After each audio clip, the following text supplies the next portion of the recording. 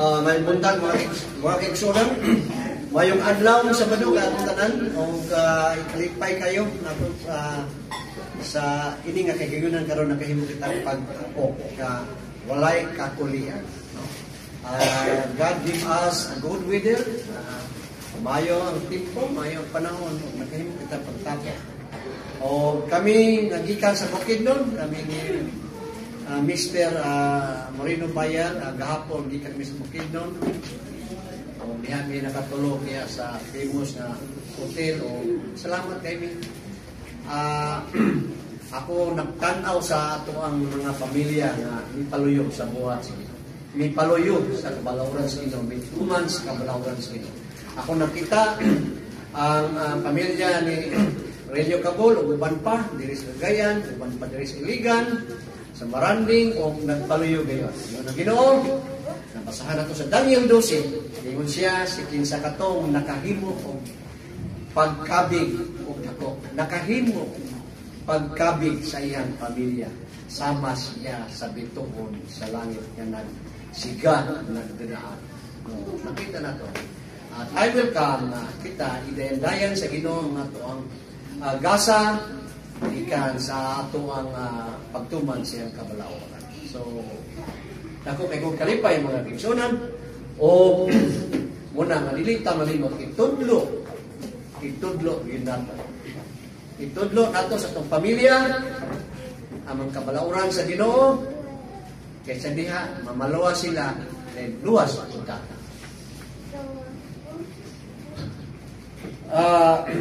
Dako raman kung tingog tingali, ibutan lang na ako ni siya. Maabot naman ninyo kung tingog, maabot naman diha. Mga kaigsunan, ako ga una-una, we want to be secure with our salvation. Usa sa priority nato sa pagalagan sa Ginoo nga atong i-secure ang atong salvation. Are we really secure?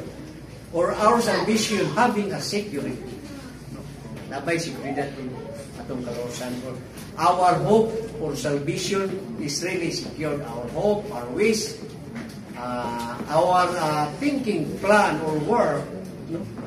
Na-secured ba nato ang ato ang kaluwasan? O baka man, sigitan pa rin kamot, lakaw, paginabuhi, dayon na failed nato ang ato ang salvation. Okay na tumong na.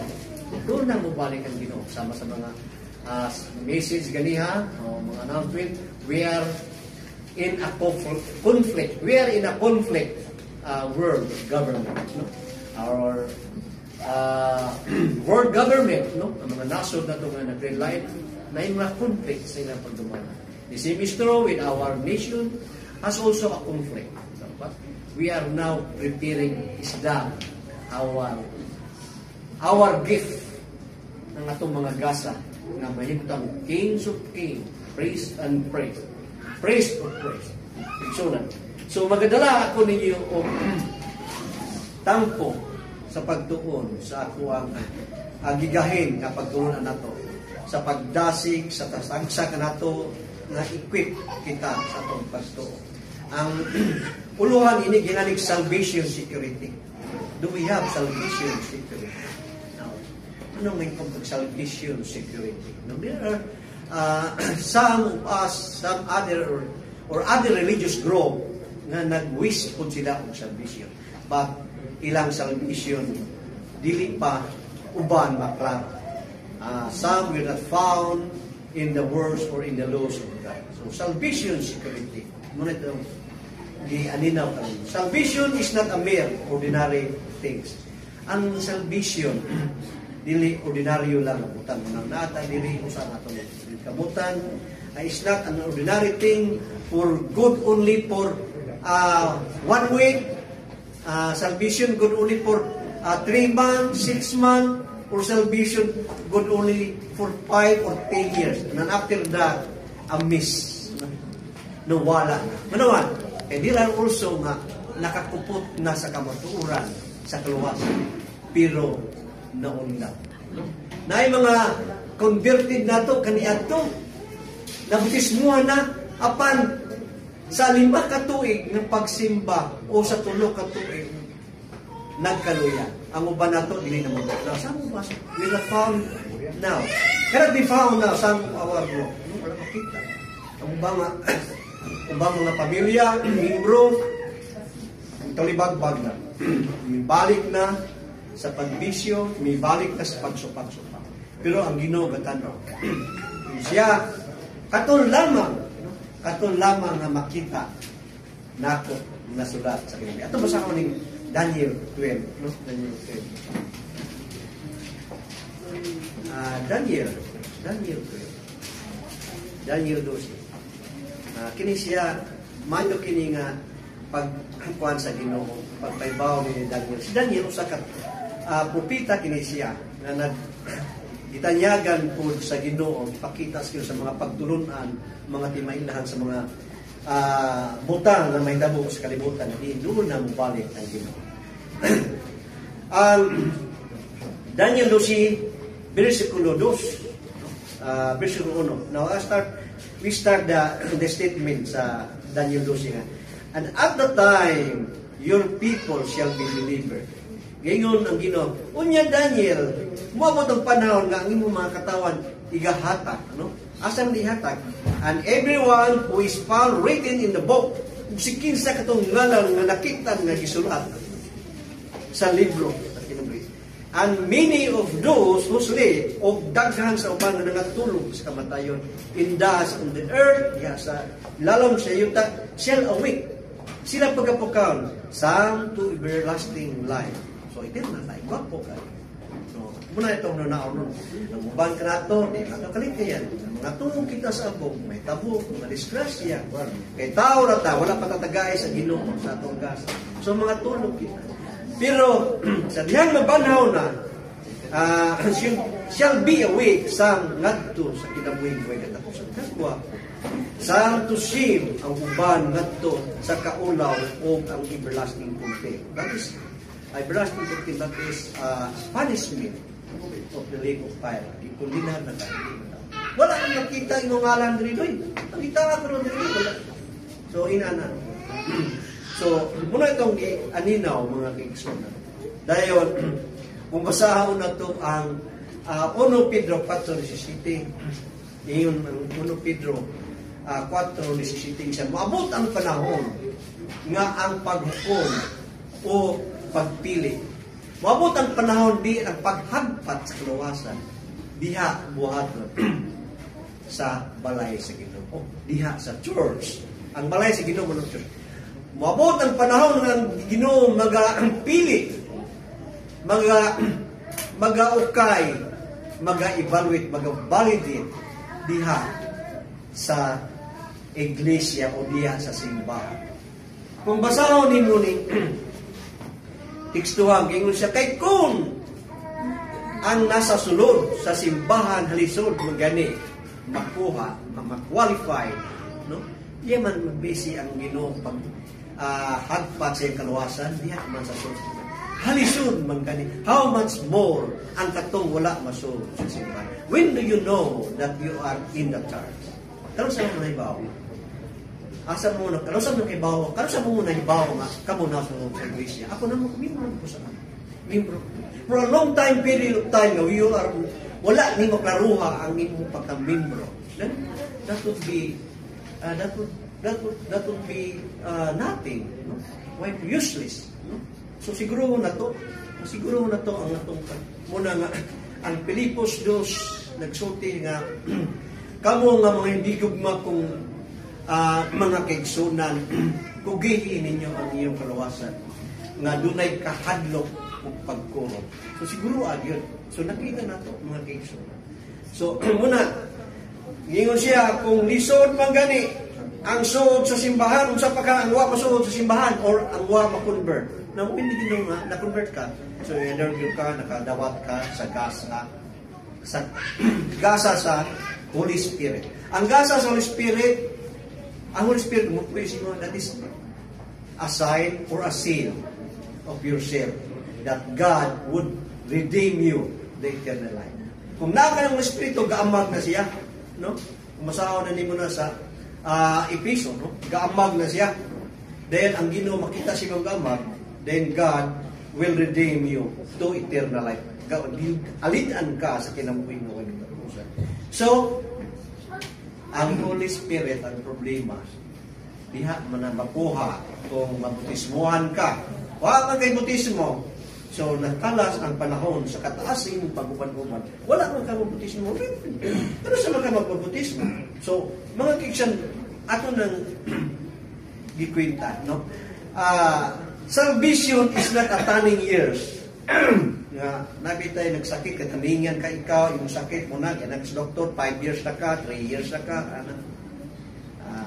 dahil paguman, wala na ka, dito na ka. Pero ang salvation, ang salvation, walay taning. Kung ikaw, nagauban sa kabalauran sa Ginoo, na ikaw entitled ka sa tenure of everlasting life. Now, atong nakita, no? Nakita ito. Now, atong ako na napot ang words o ni Gardner Tinamson. Kung imong gipangita salvation, ang imong pagtuo sa kaluwasan nga kinabuhing way katapusan, din nabugkos ang imong kinabuhi. Na-tied up ang imong kinabuhi. Di siguro ang klaro na, no? Pasabot, haguin na. Adtuin na sa simbahan, so, tumana ang mga kabaluran, haguin na pagkat dito, kaya nag-post na kinabuhi. Now, kung di ka makahimula na din, walay pulos, ang imong paningkamot. Munang, klaro mo na to.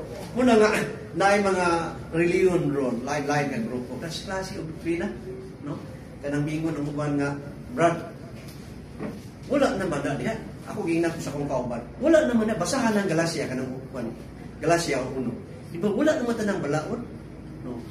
Wala na tanang ginadili. Puros na makaon tanan. Yati po, yung trabaho ni unang atong klarohon. So, kung naka-ana nga, mga pagtulon ang why klaro. Klaro ha. No? Klaro ha. Then, see to it nga, what is the basis of your belief or evidence of your faith? Kaya ang Bible resulting, anything that is not, no? Anything that is not in truth, no? Kung nagbatong ka kamaturan, doktrina nga wala sa tinuod, fruit, evidences, then that is sin. Nakaroon, gabantay kay Domingo. Wala may prueba ng Domingo. Kaawag ka sa kunsa. Wala may prueba nga, wala mong gusto tingin nga kaawag ka sa kunsa. No? Then that truth nga yung ikuan, nga dili na mao without truth ang imong kanibawaan ng mga pagtulunan teachings doctrine nga has no truth, then that teaching and doctrine is sin. So anything that is not in truth is sin. So mga Diyos na itong klaro, no? Kung sa'y proof, kung sa'y facts, kung sa'y mga evidences. 1 Utso 31-32 sa kasulti. John 8, verse 31-32. If you abide in my words, you are my disciple. Ingon Ginoo, kung ikaw magpatalingho, muman sa ako ang pulong, ikaw ako ang tinunan, ikaw akong gisakupan, ikaw ang katawan. Tinuon, hindi. And you know the truth niya, masayo ka sa kamotoran. And the truth shall make you free. Ang truth nga nakuha nimo, kumuuban ka sa pulong sa Ginoo, pagtuon sa iyang mga pagtulunan, muna'y maggiya nimo into the kingdom. Muna'y mag-lead you into the way of salvation or into the kingdom of God. So without truth, ultimate, kupot-kupot na yung anak. Niya, wala mo pupihin? Now, without security. No? Then you miss that opportunity. So frankly speaking, mga children, salvation, it should have a tenure of eternal life.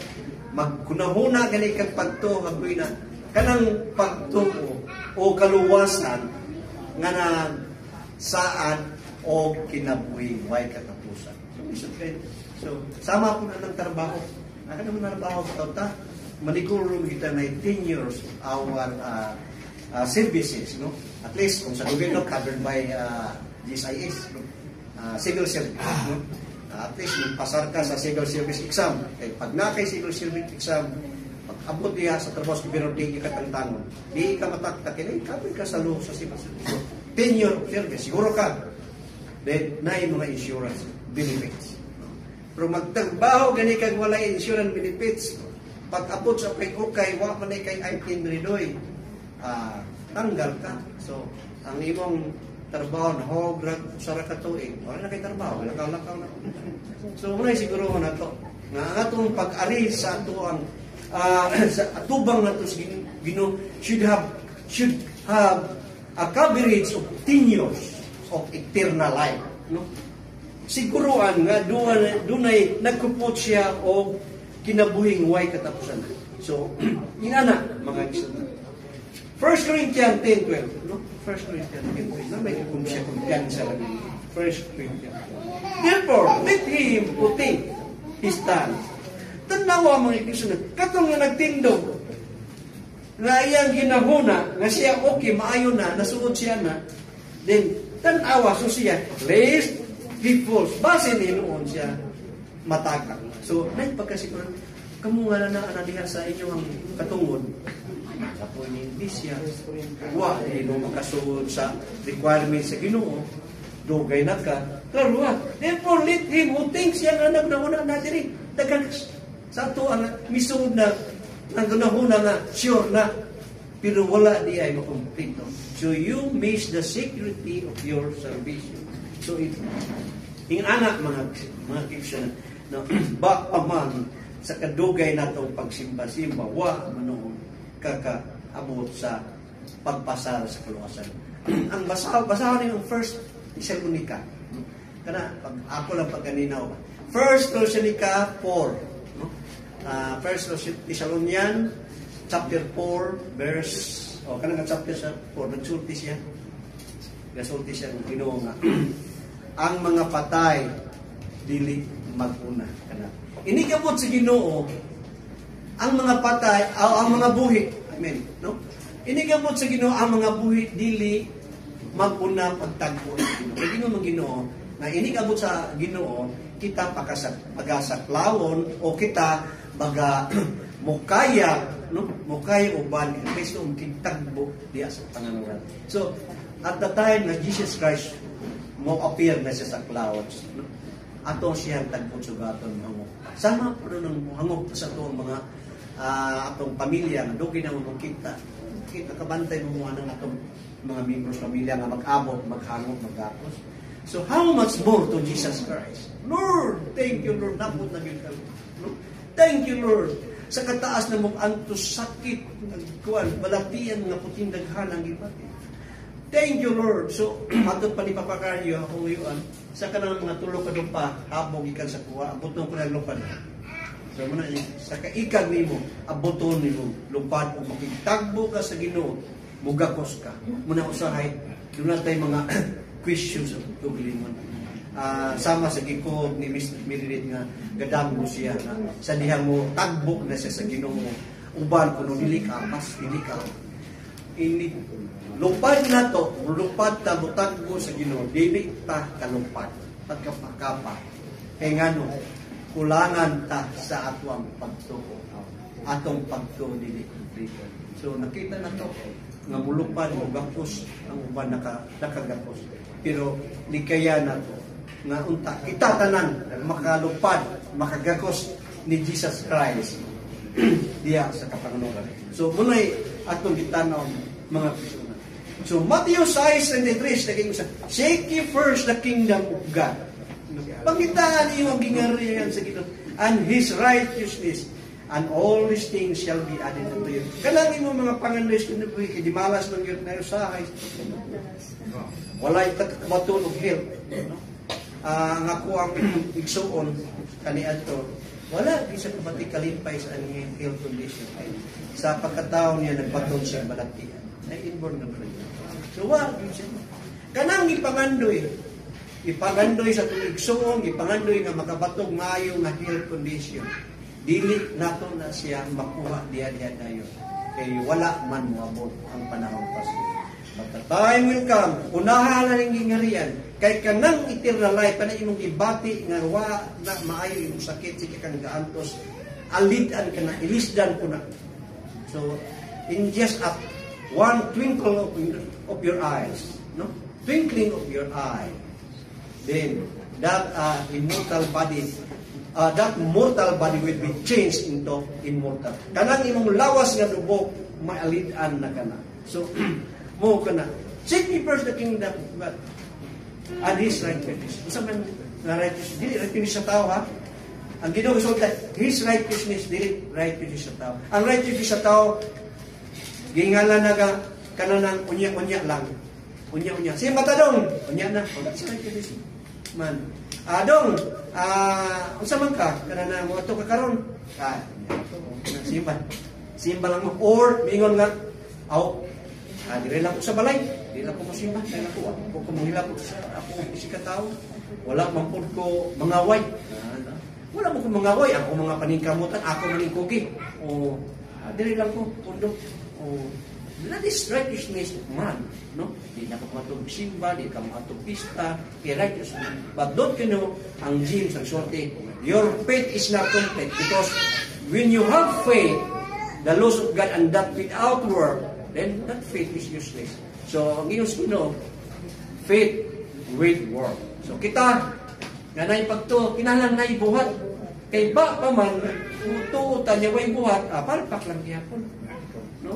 Ang Ginoo nagsulti siya, og akong gihatag ang tanang talento na gihatagan og duha, usa, nay tulo, nay upat, nay lima. Nay paningon ko na. Sa dagang talent. Ang 1 Corinthians 12 nagsulti og gihatag nako sa iglesia ang kiniya sa pagwali, evangelism, or kiniya sa paghubad sa mga tanan, propeta. Then ihatag nako ang hiyas sa pagsulti, pagwali, ang suon. Then ang Ginoo igabot mangutana dayon. Nya nay nakalipat si mo. O nay nakuha, o nay nagbunga sa imong gihatag, akong gihatag nimo nga talento. So bunga nga wa mo ko kamuguha. Sa pagbunga nga wa mo ko kamulihok. So kinahanglan mulihok ta. Ingon Ginoo ang buwan 12-14 kasulti siya nga gatuo kanako magkabahimo sa akong buluhaton. So, bituo mo ni Jesus Christ. Kini nga pala niya ni Jesus Christ. Bituo ka kan Jesus Christ. Bubuhat mo ka sa buluhaton. So, inana. Why giliatan? Why giliatan mga Muslim? Seek ye first the kingdom of God and His righteousness. And all these things shall be added unto you. So, ang righteousness, what is righteousness of God? And what is the kingdom of God? No? Atong makita. Ang righteousness of God, be compared to the righteousness of man. Nay righteousness of man, and not the righteousness of God. Then, asan ba imong ipakuan ini? Sulabi ini? Asan mo na? Pero, si Apostol Pedro, sa buhat 5, versikulo 29, no? Acts 5, verse 29, I rather obey God than to obey man. Or I rather to obey God's righteousness.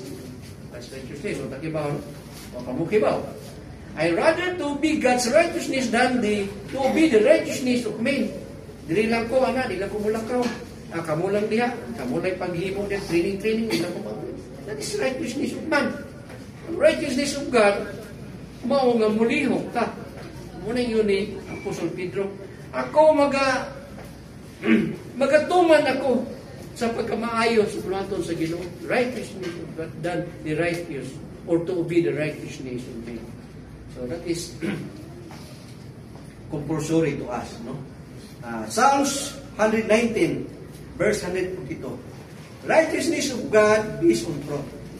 So, nagikamuturan, that is righteousness of God, and the laws is truth. O ang kabalauran, mao ang kamatuoran. Una nga, mga igsunan, mingon sila nga, wala na ibalaw. Ayop sila. Kaya ang kamatuoran, ang facts of truth, diha magpribahan nimo sa balaod sa Ginoo. Roma 3:21. Righteousness from God apart from it. Sa ito pa, ang pagkamatarong sa Ginoo, naa sa balaod sa Ginoo. So, basa ta sa balaod. Sa ginadili man niya, ay buhatan na kayo muna, diha ang Ginoo, mubasi diya si mo. So righteousness of God is from the law of God. So diha, itong basa na Romans 3:21. Now, atong makita man siya. In securing God's salvation, we will seek the kingdom of God and His righteousness. So, muna na sa fundamental, no? Masiguro nga ito ang kaluwasan, magtata sa kaalam, pagkamataro sa Ginoo, diyang gingharian. Kaya siyang gingharian, diha manta mahimuta niya sa inikaton sa Ginoo. Now, ang the laws of God, ang mga ikuha sa uban, sama sa ubang group, ang the laws of God, only the 10 commandments. No other commandments. Na ubang mga grupo rin, 10 commandments. Anong 10 commandments na may bantayan? Bay, anong mga apil pamantaan ng contract? Hindi na ito apil ng mga pista. Pero the laws of God comprises, karon yan, the laws of God comprise statute. Comprise the statute. Anong statute man? Kanang tic-tac Passover, statute man na. Kanang tic-tac and labor, statute na. No? The laws of God comprise the statute of God. The laws of God comprise the statute, comprise also the ordinance. No? Unsa man ang ordinance? Ordinance from the word order. No? Gi-order man na. Gi-order man na nga ipa sa ulo ang pito ka pista. Pa sa ulo na. Gi-order na sa Ginoo. Is an ordinance for Robert. Ato nang may buwag. Then, the laws of God comprise the commandments or covenant. Ang pakigsaan. Kanang pagpasober nimo mukaon ka sa tinapay nga wala lebadura ng lawas ni Jesus Kristo, inom ka sa bino simbolo siyang dugo. That is a covenant, pakigsaan, sabot nimo sa God is Son, Jesus Christ, nga sa diha nga minom ka niini, mukhaon ka niini, sa ulay mga adlaw, ako kang pagkabakyawon, ako kang pagkabanhaon. Pero wala pang kamukhaon. Mugay na nga maningkamot ang ipiriyan karong preparation na po ng tikpas over. Kay mo na isa'y binding ordinance na ito. It's a binding ordinance ng partikta na. Kay mo naging ni Kristo, ako kang pagkabanhaon, ako kang bayawon sa lahing mga adlaw. So, inana, mga kiksan na. The laws of God is the truth, and the truth is righteousness. So, nakuha na ito mga aksyonan. Because why? Salvation. Ang Juan 4, versikulo 22, ang saon mandoy, ang saon brat, nga ang kalawasan, iyaman sa mga anak sa Israel, or iya sa mga Hudyo. So, ang pattern sa kalawasan, nagikan sa kontrata sa Hudyo. O ang Hudyo, o ang mga anak sa Israel, ang Hudyo mo, mga Israelites, ipaambit ta sa Ginoo sa pagtulunan sa kalawasan. Kaya si Jesus Kristo mo ay kanukat nato gikan sa pagkaulipon sa sala. 1 Corinthians 11:23. Pruiba ni Apostol Pablo, ako kanang nadawat, no? Ako kanang nadawat kanang na ang pag-obserba diha sa mga statutes, ordinances. Ako kanang gidawat ang 1 Corinthians 11, nakamit ako Adventist dito sa balay. Siya, wala man na simbaha, wala man na sa uluga, sa kuan, wala man na sa uluga, brad, sa mga apostolis, kanang mga tulumanon, kanang mga statutes, ordinances, wala man na sa uluga. Now, tanawang kami sa 1 Corinthians 11. 1 Corinthians 11. 1 Corinthians 11, nagasulti. For I received, kaya kong gidawat, for I received from the Lord that which is I also delivered to you. Hindi ako pong ipaambit kaninyo. That the Lord Jesus, on the same night in which He was betrayed, took bread. So, ako kanang gidawat kanang pagsaulog sa paghinugasay o kanang pagkaon sa tinapay ng lebadura o pag-inom sa bino ng siguro ni Jesus. Ako kanang gidawat. Therefore, the apostles of the New Testament observed that ordinances. Di kita klikay mga aksyon. So, ang uban, nalipay ra kay may obligasyon ang ilang grupo, sayop na, napildi ang ilang kaluwasan. Now, let us read one example family. One example family in Lucas 1:5. Lucas 1:5. Yung sa pamilya nga gitamod sa Ginoo. Gitamod sa Ginoo nga kini maayo. nga pamilya. Kung kopya ta ini, then masama ta sa katawan sa Ginoo.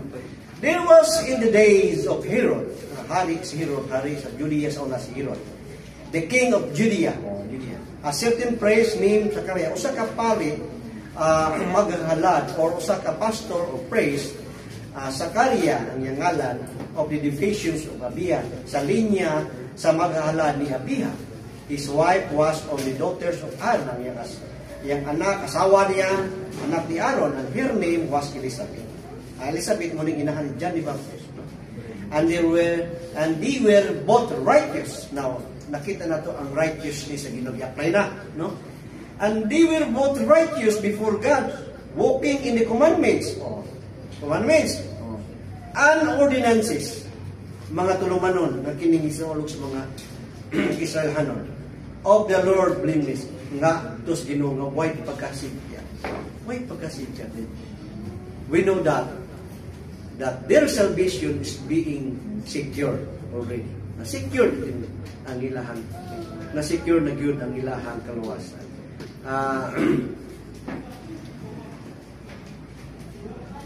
First John 15, 1 to 7. John 15. John 15. 1:15.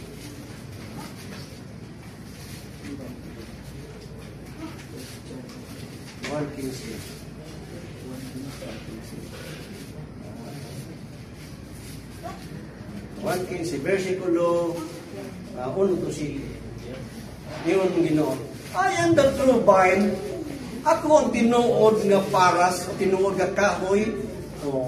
I am the true vine, and my Father is the vine dresser. Ginoo si Jesus Christ. Ako ang tinuod nga vine, tinuod nga paras. O nga akong amahan, maoy siya vine dresser. Mo'y tikalaga sa garden, tikalaga sa tanom.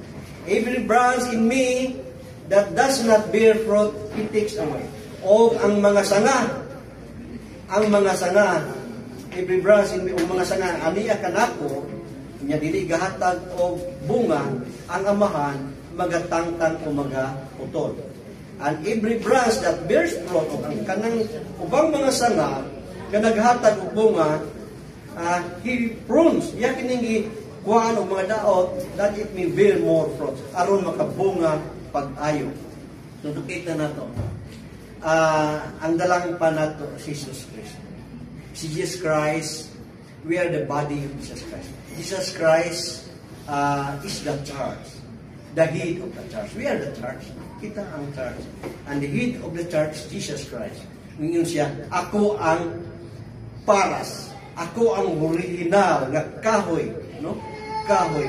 O ang tanan nga mga sanga nga nagabunga, siya pabungahon sa kong ama. O ang tanang sanga nga di nagabunga, no? Siya pagatputol o pagatangpan. Then ingon siya, verse 4, abide in me, and I in you.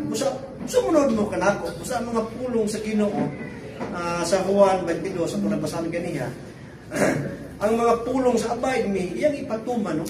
Sa tuwa. And I in you. Ako, anak ninyo, as the branch cannot bear fruit, ingon ang sanga, dili makahatag bunga, gawas, unless it abide in the vine. Gawas lang ang ubayin sa natin. So, mga kisa, no? And anyone who does not abide in me, he is cast out as a branch and is withered, and they gather him and throw him into the fire. So, judgment time. Judgment time. If you abide in me, ikaw mo man kanako, and my words abide in you, you will ask what you desire. Diyan na tama ngayon. So, mga kisunan.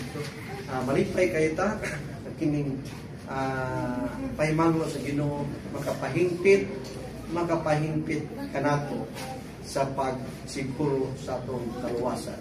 Unang ining haduol na ang katapusan sa kalibutan, daghan ng mga signs, ng kalisod, kagubot, kaya 1 Tesalonica 5 nagaingon, ang gobyerno nangandoy o kalinaw apan miabot ang kagubot. So dili yung expect kung binaw Jesus Christ